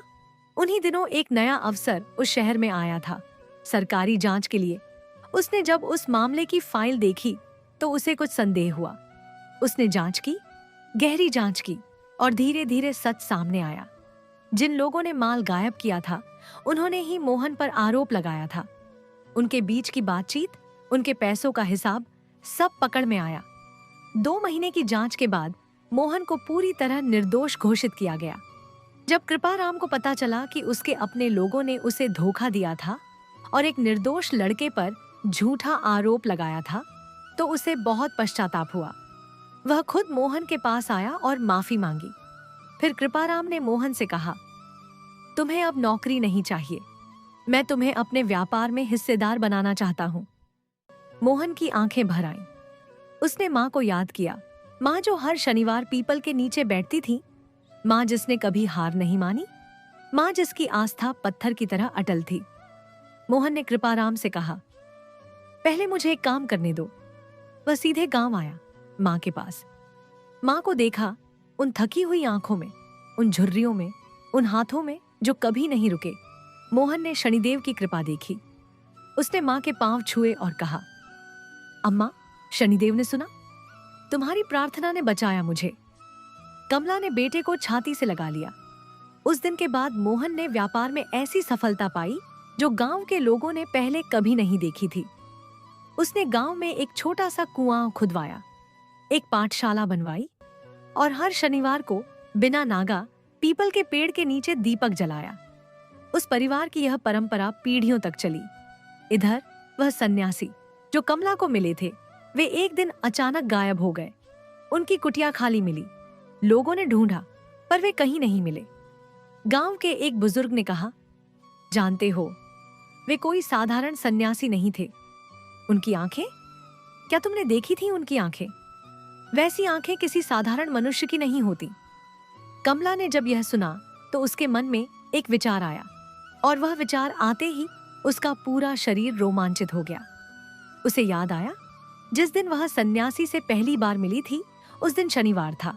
उसे याद आया, सन्यासी के हाथ में जो टूटा दीपक था, उसमें उसने तेल डाला था, और उसके बाद से उसके जीवन में एक नई रोशनी आई थी। उसे याद आया, सन्यासी की वह मुस्कान, वह गहराई, वह ज्ञान जो एक साधारण सन्यासी के पास नहीं हो सकता था। और कमला की आंखों में आंसू आ गए, पर इस बार ये आंसू थे कृतज्ञता के, विस्मय के, उस अनंत आनंद के जो तब होता है जब कोई जानता है कि भगवान ने उसे सच में देखा था। वह सीधे पीपल के पेड़ के पास गई। उसने दीपक जलाया और बस इतना कहा, हे शनिदेव, तुम आए थे, मैं जान गई, आभार। और उस पीपल के पेड़ की पत्तियां, जो उस दिन बिल्कुल हवा नहीं थी, अचानक हिलने लगीं। जैसे कोई जवाब दे रहा हो। यह कथा हमें यह सिखाती है कि शनिदेव का व्रत और पूजा केवल एक धार्मिक कर्मकांड नहीं है, ये एक संकल्प है। यह संकल्प है कि हम सच्चाई के रास्ते पर चलेंगे। यह संकल्प है कि हम मेहनत नहीं छोड़ेंगे। यह संकल्प है कि चाहे कितनी भी तकलीफ आए, हम टूटेंगे नहीं। और जब कोई यह संकल्प लेता है तो शनिदेव स्वयं उसके साथ चलते हैं। दिखते नहीं पर होते जरूर हैं। हर शनिवार को जो कोई सरसों का तेल दान करता है, काले तिल चढ़ाता है, पीपल की परिक्रमा करता है, शनि चालीसा का पाठ करता है और मन में किसी के प्रति द्वेष नहीं रखता, उस पर शनिदेव की कृपा अवश्य होती है। शनिदेव कहते हैं, मैं वहां हूं जहां सच है, मैं वहां हूं जहां मेहनत है, मैं वहां हूं जहां आस्था है, और जहां ये तीनों है वहां मेरी कृपा है। जय शनिदेव, जय शनिदेव, जय शनिदेव। एयूएम शम शनैश्चराय नमः। बहुत पुरानी बात है, उस जमाने की, जब गांवों में रात को दीपक जलते थे, जब खेतों में हल चलता था और जब हर घर में भगवान का नाम लिया जाता था। उस जमाने में एक छोटे से गांव में एक किसान रहता था। गांव का नाम था मिट्टीपुर और उस किसान का नाम था रघु। रघु के पास न बड़ी जमीन थी न बड़ा घर। एक छोटी सी कुटिया थी, मिट्टी की दीवारें, घास का छप्पर, 2 बीघा जमीन थी। बस इतनी कि अगर फसल अच्छी हो तो पेट भरे, नहीं तो आधा पेट खाकर सो जाओ। पर रघु के मन में कभी शिकायत नहीं थी। वह सुबह उठता, दोनों हाथ जोड़कर आकाश की तरफ देखता और कहता, हे शनिदेव, जो दिया है वह काफी है, बस मेहनत करने की शक्ति देते रहो। रघु की पत्नी का नाम था सावित्री। सावित्री एक सीधी सादी धार्मिक स्त्री थी। वह हर शनिवार को व्रत रखती, पीपल के पेड़ के नीचे जाकर सरसों का तेल चढ़ाती और शनिदेव से प्रार्थना करती। उसका एक ही मांगना था, हे देव, मेरे दोनों बेटों को सीधा रास्ता दिखाना। दोनों बेटों का नाम था, बड़े का रामू और छोटे का घनश्याम। रामू उम्र में 22 साल का था, लंबा, हट्टा कट्टा, मेहनती। वह पिता के साथ खेत पर जाता, हल चलाता, फसल बोता। पसीना बहाने में उसे कोई शर्म नहीं थी, पर उसके मन में एक बात हमेशा कचोटती रहती, हम गरीब क्यों हैं? जो दिन रात मेहनत करे उसके पास भी कुछ नहीं, और जो बिना काम के बैठे उसके घर में सब कुछ। ये कैसा न्याय है? छोटा घनश्याम उम्र में 18 साल का था, पतला, चुस्त और थोड़ा चालाक। उसे खेत का काम पसंद नहीं था। वह कहता, भैया, इस मिट्टी में हाथ घिसते रहो, कुछ नहीं मिलेगा। मैं तो शहर जाऊंगा, कुछ बड़ा करूंगा। रामू कहता, पहले पिताजी की मदद कर, फिर सोचना। घनश्याम कहता, तुम मिट्टी में ही रहो भैया, मैं आगे बढ़ूंगा। दोनों भाइयों का स्वभाव अलग था, पर दोनों अपनी जगह सही थे। रामू में मेहनत थी पर धैर्य कम था। घनश्याम में सपने थे पर अनुभव नहीं था। और इन दोनों की परीक्षा लेने का समय आ गया था, क्योंकि शनिदेव का पहिया घूम रहा था। एक साल अचानक ऐसा आया जब पूरे इलाके में सूखा पड़ गया। बारिश नहीं हुई, खेत सूख गए, रघु की फसल बर्बाद हो गई, घर में खाने के भी लाले पड़ गए। रघु बीमार पड़ गया, बुखार आया और महीने भर में वह इतना कमजोर हो गया कि खेत पर जाना बंद हो गया। घर में जो थोड़ा अनाज था वह खत्म हो गया। सावित्री ने पड़ोसियों से मांगकर घर चलाया, पर यह कब तक चलता? उसी गांव में एक साहूकार था, नाम था मक्खन लाल। मक्खन लाल के पास बहुत पैसा था, पर दिल में रत्ती भर दया नहीं थी। जब उसे पता चला कि रघु के घर तकलीफ है तो वह तुरंत आया, पर मदद करने नहीं, फायदा उठाने। उसने कहा, रघु, मैं तुम्हें कर्ज देता हूं, पर जमीन गिरवी रखनी होगी। रघु के पास कोई रास्ता नहीं था। उसने अपनी 2 बीघा जमीन गिरवी रखकर कर्ज लिया। जब रामू को यह पता चला तो उसका खून खौल गया। उसने कहा, पिताजी, ये गलत हुआ। मक्खन लाल हमारी जमीन हड़पना चाहता है। पर रघु ने कहा, बेटा, जब पेट खाली हो तो क्या करें? शनिदेव देखेंगे। उस रात रामू ने फैसला किया। उसने माँ से कहा, अम्मा, मैं शहर जाऊंगा, काम करूंगा, पैसे लाऊंगा, जमीन छुड़ाऊंगा। सावित्री की आंखें भर आईं। उसने बेटे के माथे पर हाथ रखा और कहा, जा बेटा, पर याद रखना, सच का रास्ता कभी मत छोड़ना। शनिदेव देख रहे हैं। रामू चला गया। घनश्याम घर पर रहा, पर मन उसका भी बेचैन था। वह सोचता, भैया चले गए, पिताजी बीमार हैं, जमीन गिरवी है, क्या होगा इस घर का। पर घनश्याम के मन में एक और बात भी थी, एक लालच। एक दिन मक्खन लाल ने उसे बुलाया और कहा, घनश्याम तुम होशियार हो, मेरे यहाँ काम करो, अच्छे पैसे दूंगा। घनश्याम मान गया। मक्खन लाल के यहाँ काम करते करते घनश्याम धीरे धीरे बदलने लगा। मक्खन लाल उसे मीठी बातें सिखाता। देखो, जिंदगी में आगे बढ़ना है तो थोड़ा चालाक होना पड़ता है, हर काम सीधे सीधे नहीं होता। घनश्याम इन बातों में आने लगा। एक दिन मक्खन लाल ने घनश्याम से कहा, तुम्हारे पिताजी कर्ज नहीं चुका पाएंगे, जमीन मेरी हो जाएगी, पर अगर तुम मेरा साथ दो तो मैं तुम्हें उस जमीन का हिस्सा दे दूंगा। घनश्याम के मन में लालच जागा। उसने एक रात अपनी माँ से कहा, अम्मा, मक्खन लाल बुरा नहीं है, पिताजी कर्ज नहीं चुका सकते, तो जमीन उसे दे दो, बदले में वह हमें कुछ देगा। सावित्री यह सुनकर सन्न रह गई। उसने घनश्याम की आंखों में देखा और उसे अपने बेटे की आंखों में एक अजनबी दिखा। वह बोली, बेटा, यह क्या कह रहे हो? वह जमीन तुम्हारे पिताजी के पिताजी ने खून पसीने से बनाई है, उसे ऐसे नहीं देंगे। घनश्याम ने मुंह फेर लिया। सावित्री उस रात बहुत रोई। उसने शनिवार की पूजा में हाथ जोड़कर कहा, हे शनिदेव, मेरे घर में अंधेरा छा रहा है, रामू दूर है, घनश्याम बिगड़ रहा है, पति बीमार है, मेरे में इतनी ताकत नहीं कि सब संभाल सकूं, तुम ही करो कुछ। उसी रात एक अजीब बात हुई। गांव के बाहर जो पुराना बरगद का पेड़ था, उसके नीचे एक सन्यासी आकर बैठ गए। सुबह जब गांव के लोग उधर से गुजरे तो उन्होंने देखा, कुछ ने पानी दिया, कुछ ने रोटी दी। सन्यासी ने सबको आशीर्वाद दिया, पर किसी से ज्यादा बात नहीं की। सावित्री भी उस तरफ से गुजरी। सन्यासी ने उसे देखा और कहा, मां रुको। सावित्री रुक गई। उसने सन्यासी को प्रणाम किया। सन्यासी ने कहा, तुम्हारे मन में बहुत दर्द है, बैठो। सावित्री बैठ गई। उसने सब कुछ बता दिया, पति की बीमारी, जमीन का कर्ज, रामू का जाना, घनश्याम का बदलाव, सब कुछ। सन्यासी चुपचाप सुनते रहे। फिर बोले, मां, तुमने शनिवार का व्रत रखा है, तुम्हारी आस्था सच्ची है, पर अभी परीक्षा बाकी है। शनिदेव का न्याय आने वाला है, पर उससे पहले तुम्हें एक काम करना होगा। सावित्री ने कहा, क्या काम बाबा? सन्यासी ने कहा, अपने छोटे बेटे को एक बार बुलाकर यह कथा सुनाओ जो मैं अभी तुम्हें सुनाता हूं, शायद उसका मन बदले। और सन्यासी ने एक कथा सुनाई। बहुत पुराने समय में एक राज्य था। उस राज्य के राजा थे धर्मसेन। राजा धर्मसेन बहुत न्यायप्रिय थे, पर उनके दरबार में एक मंत्री था जो बहुत चालाक और लालची था। उस मंत्री का नाम था कुटिलदास। कुटिलदास ने राजा के कान भरे और एक ईमानदार किसान जिसका नाम था भोला, उसकी जमीन हड़पने की साजिश रची। भोला के पास 5 बीघा जमीन थी, बस यही उसकी पूंजी थी। कुटिलदास ने झूठे कागज बनाए और राजा को यह विश्वास दिला दिया कि वह जमीन राज्य की है। भोला की जमीन छीन ली गई। भोला दरबार में गया न्याय मांगने, पर कुटिलदास के प्रभाव में राजा ने उसकी बात नहीं सुनी। भोला सड़क पर आ गया। भोला के 2 बेटे थे, एक ने हार मान ली और कुटिलदास के यहाँ नौकरी कर ली। दूसरे ने हार नहीं मानी।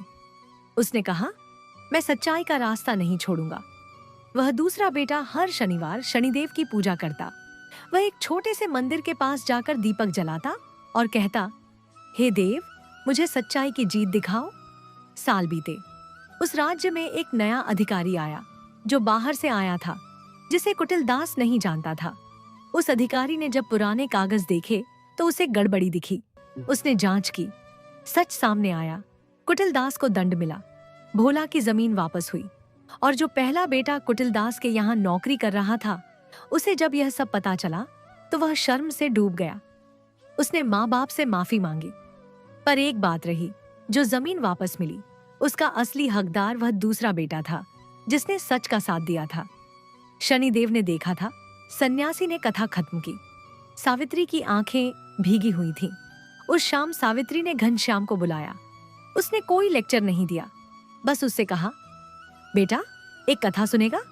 घनश्याम ने हाँ कही और सावित्री ने वह पूरी कथा सुनाई जो सन्यासी ने उसे सुनाई थी। घनश्याम सुनता रहा, चुप रहा, पर उसके भीतर कुछ हिला। उस रात वह सो नहीं सका। उसे अपनी माँ की आंखें याद आईं, जब वह व्रत रखती थी, जब पीपल के नीचे बैठकर रोती थी। उसे अपने पिताजी की खाट याद आई, जो बीमारी में भी कहते थे शनिदेव देखेंगे। और उसे याद आया वह पल जब मक्खन लाल ने उससे कहा था, जमीन मेरी हो जाएगी। और उसके मन में एक लालच जागा था। घनश्याम उठा, वह पानी पीने गया। आंगन में खड़ा होकर उसने आकाश देखा और उसकी आंखें भर आईं। अगले दिन सुबह घनश्याम ने मक्खन लाल के पास जाने से मना कर दिया। मक्खन लाल ने पूछा, क्यों? घनश्याम ने कहा, क्योंकि जो तुम कर रहे हो वह गलत है और मैं उसमें शामिल नहीं रहूंगा। मक्खन लाल क्रोधित हो गया। उसने धमकी दी, तुम्हारे बाप की जमीन मेरे पास गिरवी है, याद है? घनश्याम ने कहा, हाँ याद है, और वह कर्ज हम चुकाएंगे, पर गलत रास्ते से नहीं। ये कहकर घनश्याम घर आया। उसने माँ के पांव छुए और कहा, अम्मा माफ करो मुझे, मैं गलत हो रहा था। सावित्री ने बेटे को छाती से लगा लिया। अब घनश्याम ने काम शुरू किया। सच्चा काम। उसने गांव में ही एक काम ढूंढा। पास के कस्बे में एक बड़े व्यापारी के गोदाम में माल की देखभाल का काम।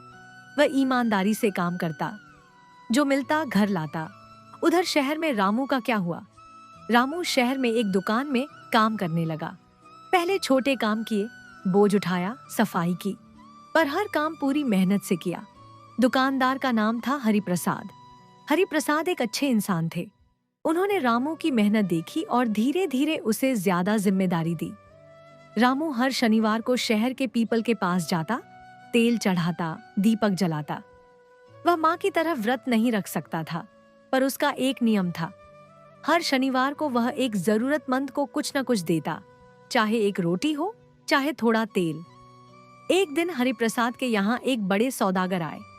उन्हें एक ऐसे व्यक्ति की जरूरत थी जो उनके गांव-गांव के माल का हिसाब रखे। हरिप्रसाद ने रामू का नाम लिया। रामू को वह काम मिला। तनख्वाह पहले से 3 गुना हो गई। रामू ने पहले महीने की पूरी तनख्वाह घर भेजी, माँ के नाम। जब सावित्री के हाथ में वह पैसे आए तो उसका पूरा बदन कांप गया। उसने वे पैसे माथे से लगाए और शनिदेव का नाम लिया। उन पैसों से और घनश्याम की कमाई से धीरे धीरे कर्ज चुकाया जाने लगा। 3 महीने बाद एक बहुत बड़ी घटना हुई। उस कस्बे में एक सरकारी अधिकारी आया, जमीन के पुराने कागजों की जांच के लिए। उसने जब मक्खन लाल के कागज देखे तो उसे बहुत सारी गड़बड़ियां मिली। मक्खन लाल ने न केवल रघु के साथ, बल्कि और भी कई किसानों के साथ धोखा किया था। जांच हुई, सच सामने आया। मक्खन लाल पर मुकदमा चला और रघु की जमीन, वह 2 बीघा जमीन जो गिरवी थी, वह वापस हुई। कर्ज रद्द हुआ, क्योंकि जांच में साबित हुआ कि जो कागज था उसमें मक्खन लाल ने गलत शर्तें लिखी थीं। जिस दिन यह खबर आई उस दिन रघु खाट पर लेटे थे। सावित्री ने उनके कान में कहा, सुनते हो, जमीन वापस आ गई। रघु की आंखें भर आईं। उन्होंने हाथ जोड़े और कहा, शनिदेव, तुम सच में देख रहे थे? रामू जब यह सुनकर गांव आया तो उसने सबसे पहले माँ के पांव छुए, फिर पिताजी के, फिर वह पीपल के पेड़ के पास गया। उसने दीपक जलाया और बैठकर बहुत देर तक चुप रहा। घनश्याम भी वहां आया। दोनों भाई साथ बैठे उस पीपल के नीचे, उस दीपक की रोशनी में। रामू ने कहा, भाई, हम दोनों गलत थे।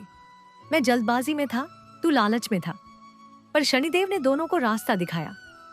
घनश्याम ने कहा, भैया, माँ की वह कथा, उसी ने मुझे बदला। जब से वह कथा सुनी, मेरे मन में जो अंधेरा था वह हट गया। दोनों ने एक साथ उस दीपक के सामने हाथ जोड़े। उसी शाम सावित्री पीपल के पास गई। उसने देखा वह सन्यासी वहां नहीं थे। बरगद के पेड़ के पास गई, वहां भी कोई नहीं था। उसने पड़ोसियों से पूछा, किसी ने कहा कल से ही नहीं दिखे। सावित्री समझ गई। उसने पीपल के पेड़ के नीचे दीपक जलाया, हाथ जोड़े और बस इतना कहा, हे शनिदेव, तुम आए थे, तुमने मेरे दोनों बेटों को बचाया, मेरे घर की रक्षा की, आभार। उस दिन के बाद उस परिवार में एक नई रोशनी आ गई। रघु की तबीयत धीरे धीरे ठीक होने लगी। रामू ने शहर में काम जारी रखा, पर अब हर त्योहार पर घर आता। घनश्याम ने गांव में ही एक छोटी सी दुकान खोली, ईमानदारी से चलाई। धीरे धीरे उसकी दुकान की साख बनी। सावित्री का शनिवार का व्रत कभी नहीं टूटा। वह हर शनिवार पीपल के नीचे जाती, सरसों का तेल चढ़ाती, काले तिल रखती और देर तक बैठती। और हर साल उस पीपल के पेड़ के नीचे गांव के लोग इकट्ठे होने लगे, शनिवार को दीपक जलाने, कथा सुनने, शनिदेव की आराधना करने। यह परंपरा उस छोटे से गांव में बरसों तक चलती रही। इस कथा का सार यही है, जो मेहनत करता है शनिदेव उसका साथ देते हैं। जो लालच के रास्ते पर जाता है शनिदेव उसे रोकते हैं, दंड देकर नहीं बल्कि उसके भीतर की अच्छाई को जगाकर। और जो माँ हर शनिवार अपने बच्चों के लिए दीपक जलाती है, उस माँ की प्रार्थना शनिदेव कभी खाली नहीं जाने देते। शनिदेव कहते हैं, मैं हर जगह हूँ, हर दीपक में, हर माँ की आंखों में, हर मेहनत करते हाथ में। जो मुझे देखना चाहे वह मेहनत करे, सच बोले, दूसरों का हक न मारे, और मैं वहां होऊंगा। जय शनिदेव, जय शनिदेव, जय शनिदेव। एयूएम शम शनैश्चराय नमः।